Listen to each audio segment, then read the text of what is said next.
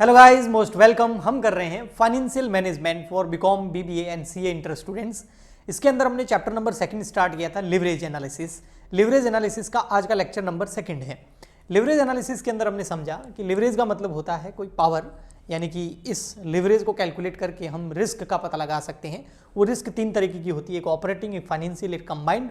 Operating risk का पता करना है तो ऑपरेटिंग लिवरेज कैलकुलेट करना होता है, फाइनेंशियल रिस्क का पता करना है तो फाइनेंशियल लिवरेज, और कंबाइंड लिवरेज का पता करना है कंबाइंड रिस्क का तो कंबाइंड लिवरेज से हम पता कर सकते हैं। ये तीनों के तीनों जो लिवरेज आएंगे, यानी कि जो आंसर आएगा वो जितना ज़्यादा होगा उतनी रिस्क बहुत ज़्यादा होगी।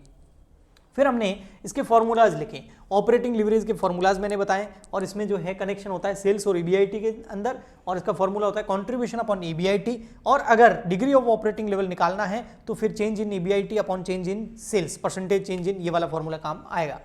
नेक्स्ट फिर हमने किया था फाइनेंशियल लिवरेज। फाइनेंशियल लिवरेज जो होता है वो ईबीआईटी और ईपीएस के बीच का रिलेशन बताता है। इसका फाइनेंशियल लिवरेज निकालने का जो फॉर्मूला होता है वो होता है ईबीआईटी अपॉन ईबीटी। और अगर डिग्री ऑफ फाइनेंशियल लिवरेज निकालना हो या एक से ज़्यादा परसेंट ईयर्स के डेटा दे रखे हो तो percentage change in EPS upon percentage change in EBIT का फॉर्मूला काम आएगा। लास्ट है कंबाइंड लिवरेज। कंबाइंड लिवरेज का मतलब होता है जो ऑपरेटिंग लिवरेज है और फाइनेंशियल लिवरेज है उन दोनों को मिला करके एक लिवरेज निकालना और रिस्क का पता करना। इसमें सेल्स और ईपीएस के बीच में रिलेशन पता किया जाता है। नॉर्मल इसका फॉर्मूला कंट्रीब्यूशन अपॉन ईबीटी होता है, बट अगर डिग्री ऑफ कंबाइंड लिवरेज निकालना हो तब percentage change in EPS upon percentage change in sales काम आएगा। इसका एक फॉर्मूला है कंबाइंड लिवरेज। अगर आपको पता करना हो और आपके क्वेश्चन में आपको ऑपरेटिंग और फाइनेंशियल लिवरेज दे रखे हो तो उन दोनों को मल्टीप्लाई करके आप कंबाइंड लिवरेज पता कर सकते हैं। बट ये लिवरेज सारे पता करने के लिए आपको एक मैंने स्टेटमेंट बनवाया था एग्जांपल के लिए लास्ट लेक्चर के अंदर, वो आना बहुत जरूरी है। इसमें होता है सेल्स में से वेरिएबल कॉस्ट लेस कर दो तो कंट्रीब्यूशन आ जाएगा, फिर फिक्स कॉस्ट लेस कर दो तो ईबीआईटी आ जाएगा, उसमें से फिर आप इंटरेस्ट लेस कर दो तो ईबीटी आ जाएगा, टैक्स लेस कर दो तो ईएटी आ जाएगा, अगर प्रेफरेंस शेयर डिविडेंड दिया है वो लेस कर दो तो earning available for equity share holder आ जाएगा, उसमें नंबर ऑफ इक्विटी शेयर का डिवाइड करेंगे तो आपके पास ईपीएस आ जाएगा, यानी कि अर्निंग पर शेयर आ जाएगी। लास्ट लेक्चर में मैंने बोला था इसका एक क्वेश्चन करके मैं आपको बताऊंगा जिससे आपको और बेहतर समझ में आएगा। तो ये रहा आपके सामने क्वेश्चन। यहाँ पर ये क्वेश्चन मैंने आपको सीए स्टडी मटेरियल जो है आईसीएआई यानी कि institute of chartered accountant of India का जो स्टडी मटेरियल है वहाँ से मैंने ये क्वेश्चन लिया है। ये बीकॉम बीबीए में भी बहुत काम आएगा और सीए इंटर के स्टूडेंट भी इसको यूज़ कर सकते हैं। ओके, चलिए। अब firm details are as under, एक फर्म में उसकी डिटेल्स दे रखी है, आपको सेल्स दे रखी है। सेल्स कितनी दे रखी है? 24 लाख रुपए की। और 24 लाख रुपए की जो सेल्स हुई है उसमें एक यूनिट जो है उसकी वैल्यू है 100 रुपये, है ना। मान लेते हैं 24 लाख रुपए की सेल हुई और एक जो यूनिट बिकी है उसकी वैल्यू है 100 रुपये, यानी कि ये एक कैलकुलेटर बेचने का बिजनेस है। टोटल मेरी सेल हुई है 24 लाख की और एक कैलकुलेटर 100 रुपये का है। तो बताओ कितने कैलकुलेटर सेल हुए होंगे। तो इस तरीके से अपन क्वांटिटी निकाल सकते हैं। तो 24 लाख में अगर आप डिवाइड करेंगे 100 का तो लगभग आ जाएगा आपका 2,24,000 जो है वो कैलकुलेटर सेल हुए तब जाके 24 लाख रुपए की सेल हुई है। इसका मतलब ये है वेरिएबल कॉस्ट 50% है, यानी कि 24 लाख में से 12 लाख जो है वो वेरिएबल कॉस्ट है और फिक्स्ड कॉस्ट है आपकी 10 लाख रुपए। It has borrowed ₹10 lakh at the rate 10% per annum, यानी कि इस फर्म ने कुछ लोन भी ले रखा है। बोरो का मतलब लोन लेना होता है। 10 लाख का लोन लिया है और उसके ऊपर 10% इंटरेस्ट रेट है। तो ईबीआईटी में से जब इंटरेस्ट लेस करेंगे तो हमारे ये काम आ जाएगा। And equity share capital is 10 lakh. Equity share capital कितनी है? 10 लाख रुपए, और एक शेयर कितने का है? 100 रुपए का है। तो नंबर ऑफ शेयर कितने हो जाएंगे? तो 10 लाख में 100 का डिवाइड करेंगे 10,000, तो 10,000 शेयर है, एक शेयर 100 रुपए का है तो 10 लाख की शेयर कैपिटल होगी। ईपीएस में काम आएगा। टैक्स रेट दे रखी है 50%। आपको बोला है कैलकुलेट करने के लिए क्या क्या, आपको बोला है ऑपरेटिंग लिवरेज निकालो, फाइनेंशियल लिवरेज निकालो, कंबाइंड लिवरेज निकालो और रिटर्न ऑन इन्वेस्टमेंट भी निकालो। आइए तो एक एक करके हमको निकालते हैं, लेकिन निकालने से पहले आपको एक स्टेटमेंट बना लेना चाहिए, और स्टेटमेंट ऑफ कैलकुलेटिंग ईपीएस। ठीक है, अगर आप ये स्टेटमेंट बना लेंगे तो ये क्वेश्चन का सॉल्यूशन आपके लिए बहुत ज़्यादा आसान हो जाएगा और जो ये फॉर्मूलाज लगाना है ये भी बहुत इजी हो जाएगा। तो सबसे पहले दे रखी है हमको सेल्स जो है वो 24,000 कैलकुलेटर की है। एक कैलकुलेटर 100 रुपये का है। अब कैलकुलेटर है पता नहीं क्या है, मैं तो एग्जाम्पल के लिए मान रहा हूँ। तो सेल्स होगी आपकी 24 लाख। इसमें से बेटा लेस होता है वेरिएबल कॉस्ट। क्या लेस होता है? Variable cost. और वेरिएबल कॉस्ट दे रखी है बेटा 50%, 50%। ये देखो मैंने पढ़ाया था ना अभी, वेरिएबल कॉस्ट कितनी दे रखी है? 50% दे रखी है। ये रहा यहाँ पे 50%, 50% वेरिएबल कॉस्ट है। तो वेरिएबल कॉस्ट कितनी होगी? 24 लाख का 50% कर लो, 24 लाख का कर दो 50%, कितना हो गया? आधा कितना हो जाएगा? 12 लाख। तो आपके सामने क्या आ गया, कंट्रीब्यूशन, और कंट्रीब्यूशन कितना आ गया आपका 12 लाख, 24 में से 12 गए तो बच गए 12। अब इसमें से लेस करेंगे हम फिक्स्ड कॉस्ट, फिक्स्ड कॉस्ट कितनी है, फिक्स्ड कॉस्ट दे रखी है बेटा आपको यहाँ पर 10 लाख, 10 लाख रुपए की फिक्स्ड कॉस्ट है, तो 10 लाख की फिक्स्ड कॉस्ट है तो वो लेस कर देंगे तो आ जाएगा आपके सामने 2 लाख रुपए।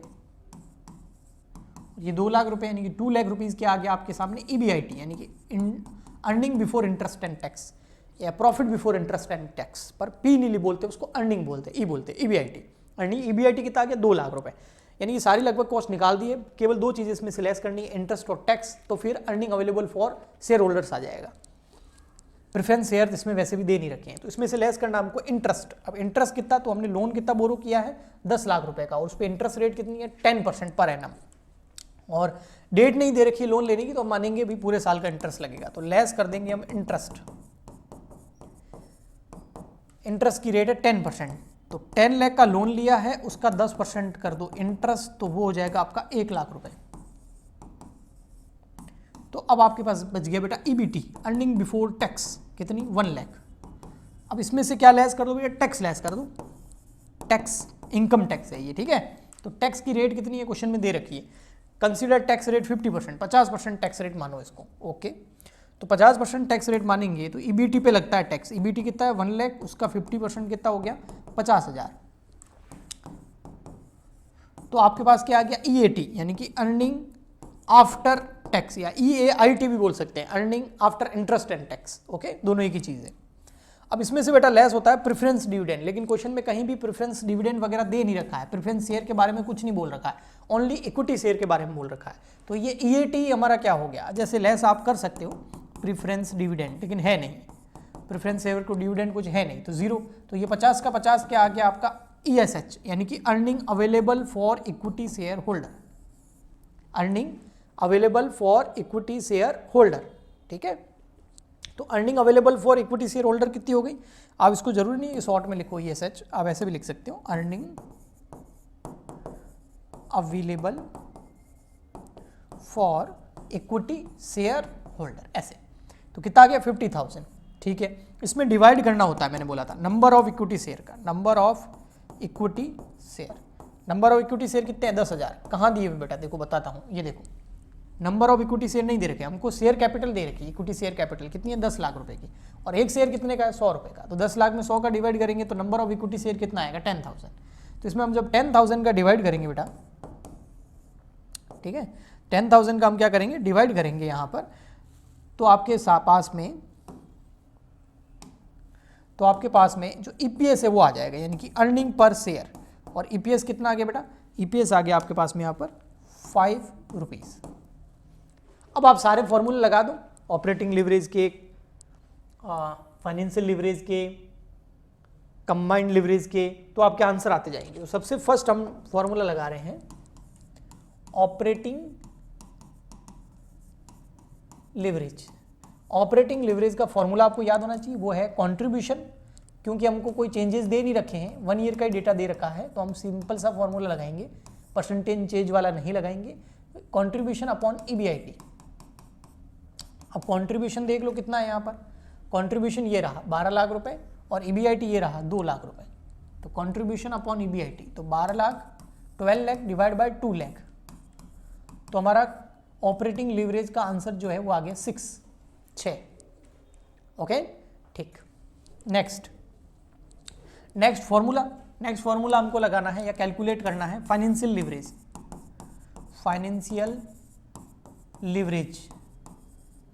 अब फाइनेंशियल लिवरेज देखो बेटा, उसका फॉर्मूला क्या होता है, उसका फॉर्मूला होता है EBIT अपॉन EBT, मतलब फॉर्मूले तो आपको याद होने चाहिए, EBIT अपॉन EBT।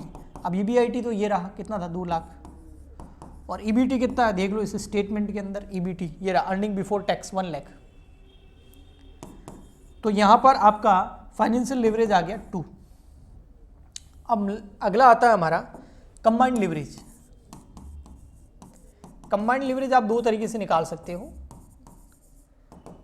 एक तो है आप फॉर्मूला लगा दो, वो है contribution upon EBT, contribution upon EBT। अब देखो कंट्रीब्यूशन कितना है, ये रहा यहाँ पर 12 लाख का, और ईबीटी यानी कि अर्निंग बिफोर टैक्स वो कितना है 1 लाख। तो 12 लाख डिवाइड बाय 1 लाख, तो ये कितना आ जाएगा 12। आप इसको इस तरीके से भी निकाल सकते हो। कैसे, एक फॉर्मूला बताया था मैंने, अगर कंबाइंड लीवरेज निकालना है तो ऑपरेटिंग लीवरेज को फाइनेंशियल लीवरेज से मल्टीप्लाई कर दो। ऑपरेटिंग लीवरेज आया हमारा 6, फाइनेंशियल लीवरेज आया ये देखो 2, तो ये कितना हो गया 12। तो ऐसे भी आप कंबाइंड लीवरेज निकाल सकते हो।